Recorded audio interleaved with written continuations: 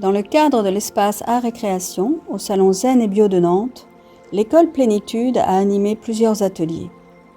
L'atelier du prénom a proposé aux personnes d'explorer avec des dessins au pastel sec l'énergie de leur prénom.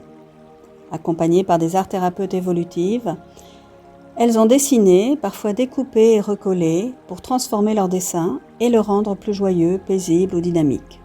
Ce que nous appelons faire évoluer le dessin.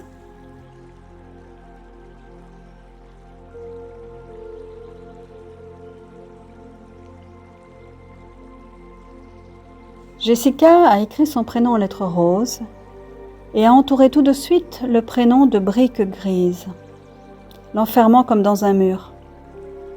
J'ai proposé alors à Jessica de découper son prénom pour l'enlever du mur qui emprisonnait une énergie jusque-là joyeuse, couleur d'arc-en-ciel.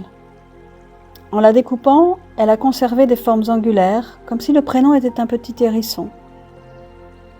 Elle a bien vu qu'il montrait son système de défense et a voulu ensuite dessiner son prénom dans un cœur tendre, entouré de 3 fleurs. Le 3 étant le chiffre de la famille, son dessin symbolisait la tendresse familiale.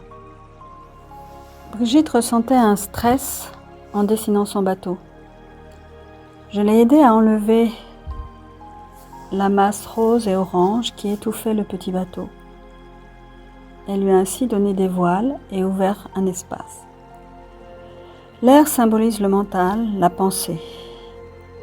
Dans certains dessins, en enlevant, en découpant, en dégageant l'espace, le ciel, on apaise le mental pour l'ouvrir à un horizon plus optimiste. Nous aspirons tous à la paix. La personne a dessiné un beau paysage, mais le personnage restait encore flou, non défini, tel un petit fantôme. En lui plaçant un sol doux sous ses pieds, la dessinatrice a pu compléter son dessin et faire apparaître une enfant de dos en train de contempler le paysage. Était-ce un souvenir d'enfance? Le chat est venu s'inscrire dans le paysage paisible.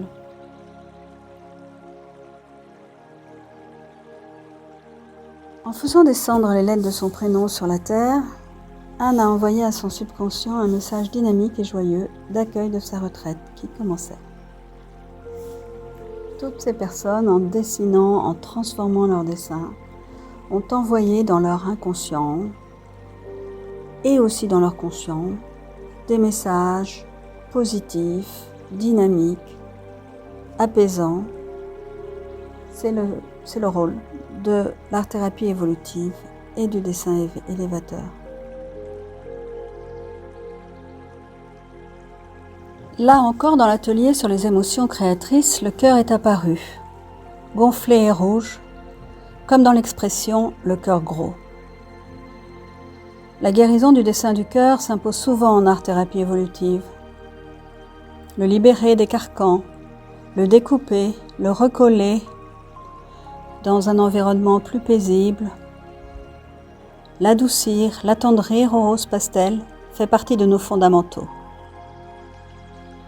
Les dessins sont souvent figuratifs en art-thérapie évolutive comme le dessin du bateau, du soleil, de la mer, de l'oiseau, de l'arbre, car la simplicité parle à la psyché et le subconscient reçoit alors les informations d'apaisement et de lâcher-prise beaucoup plus clairement.